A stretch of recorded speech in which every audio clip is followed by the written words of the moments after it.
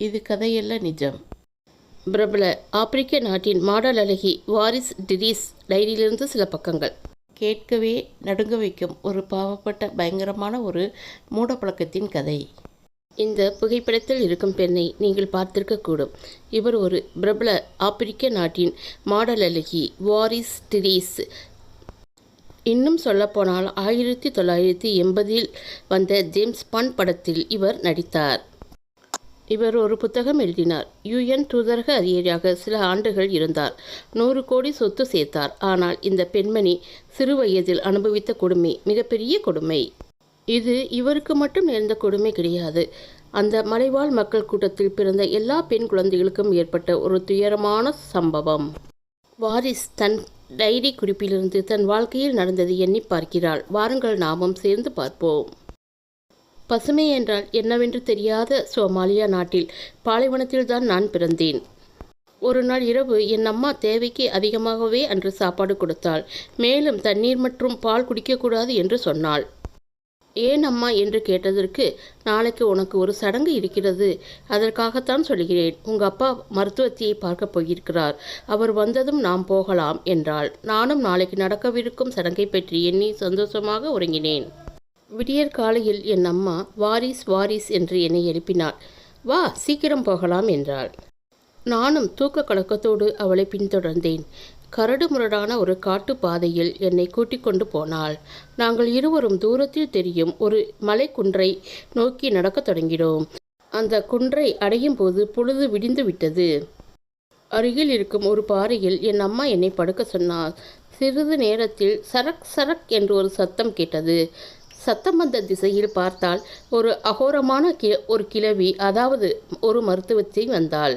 என் அம்மா ஒரு மரக்கட்டையை வாயில் வைத்து கடிக்கச் சொன்னாள். கொஞ்ச நேரத்தில் என் தொடைப்பகுதியில் அந்த மருத்துவச்சி கையை விட்டு, அப்புறம் அவள் எடுத்து வந்த பையில் எதையோ தேடி கடைசியில் ஒரு பிளேடு எடுத்தாள். இரத்தக்கரை படிந்த அந்த பிளேடை தன் எச்சிலை துப்பி அந்த பிளேடை சுத்தம் செய்தாள். பிறகு என்ன நடக்கும் என்று நான் யோசிக்கையில் என் அம்மா என் கண்ணை பொத்தினாள்.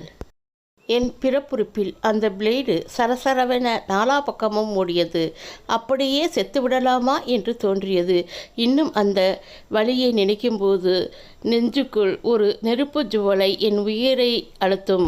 அந்த கிழவி என்ன செய்கிறாள் என்று யோசிப்பதற்குள் அவள் எதையோ கொண்டு என் தோலை தைப்பது போன்ற ஒரு உணர்வு எனக்கு ஏற்பட்டது. சிறிது நேரத்தில் கண் விழித்தேன்.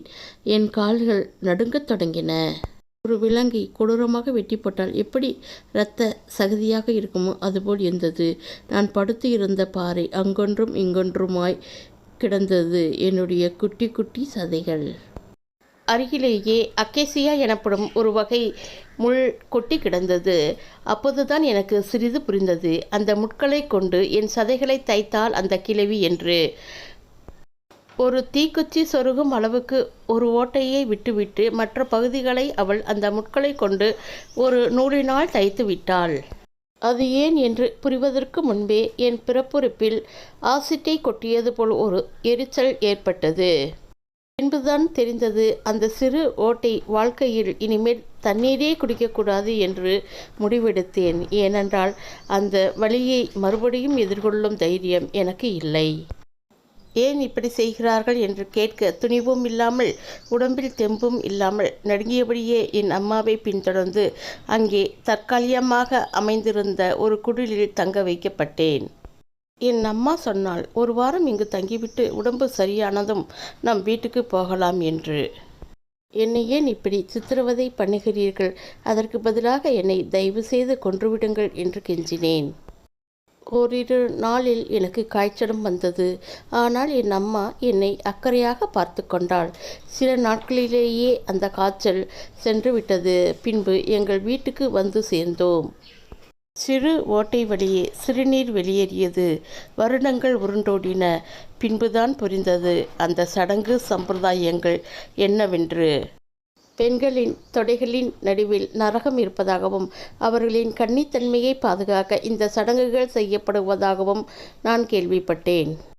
வருடங்கள் பல கடந்தாலும் சின்ன வயதில் தூக்கத்தில் என் அம்மா வாரிஸ் வாரிஸ் என என்னை எழுப்பிய கணமும் பின்பு மலையின் உச்சிக்கு கூட்டிக் கொண்டு போய் எனக்கு செய்த கொடுமையை எண்ணி எண்ணி நான் அழுது கொண்டே இருப்பேன்.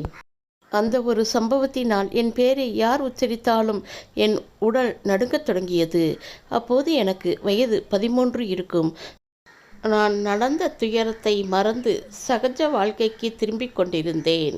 என் வீட்டின் பின்புறத்தில் ஆட்டுப்பால் கறந்து கொண்டிருந்தேன். அப்போது யாரோ வாரிஸ் வாரிஸ் என்று என்னை கூப்பிட்டார்கள். என் உடல் நடுங்கத் தொடங்கின. இதயம் படபடவென்று அடித்து கொண்டது. இரத்தம் உறையத் தொடங்கியது. மெதுவாக திரும்பி பார்த்தேன். அவளுக்கு நடந்த சடங்கு என்னவென்றால், அதாவது நம்ம ஊரில் ஆண் குழந்தைகளுக்கு பண்ணம் சுன்னத்து வழக்கம் போல் சோமாலியா மற்றும் இதர ஆப்பிரிக்க நாடுகள், ஆசிய நாடுகள், மத்திய கிழக்கு நாடுகளில் இது நடந்து கிட்டத்தட்ட 13 கோடி பெண்கள் இதனால் பாதிக்கப்பட்டனர். வட இந்தியாவிலும் இந்த பழக்கம் இருந்தது. பெண்களின் தொடைகளுக்கு நடுவே தான் நரகம் ஒளிந்து இருக்கிறது. இதன் தொடர்ச்சியை 2ஆம் பாகத்தில் தெரிந்து கொள்ளுங்கள். இந்த கதை உங்களுக்கு பிடிச்சிருந்தால் லைக் பண்ணுங்கள், ஷேர் பண்ணுங்கள். உல்டா உலகத்தை சப்ஸ்கிரைப் பண்ண மறந்துடாதீங்க. நன்றி, வணக்கம். தொடரும் இக்கதை 2ஆம் பாகத்தில். காத்திருக்கவும்.